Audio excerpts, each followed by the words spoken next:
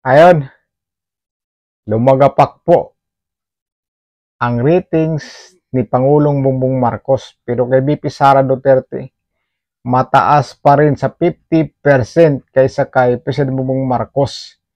Malayo po. Talagang hindi niya matatalo sa pagdating sa trust rating sa SWS si VP Sara kay BBM. Pero pag mga ukta-ukta na yan, sigurado na po si BBM ang mas mataasan.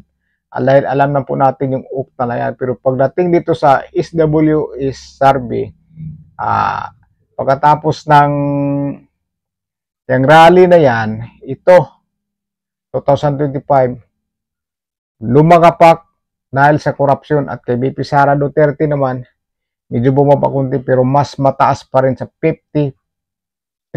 Napakataas pa rin yan. Mahigit po kalahati sa mga mamayang Pilipino.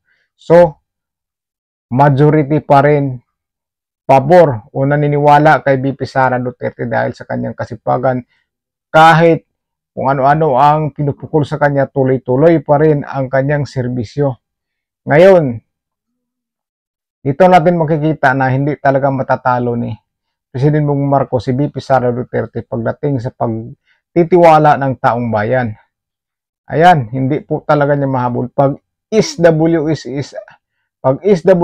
ang mag-survey, talagang magandang survey nila. Talagang patas, hindi kagaya ng sa ukta na talagang puro BBM yan at saka Romalis yung survey na yan.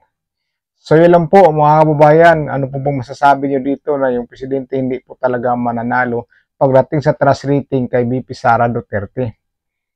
Napakagaling po ni VP Sara Duterte dahil po sa napakasipag po, kahit anong pukol sa kanya ng mga sinungalingan na mga isyu ay tuloy-tuloy ang serbisyo sa kahit ilang sulok man, kahit saang sulok ng mundo.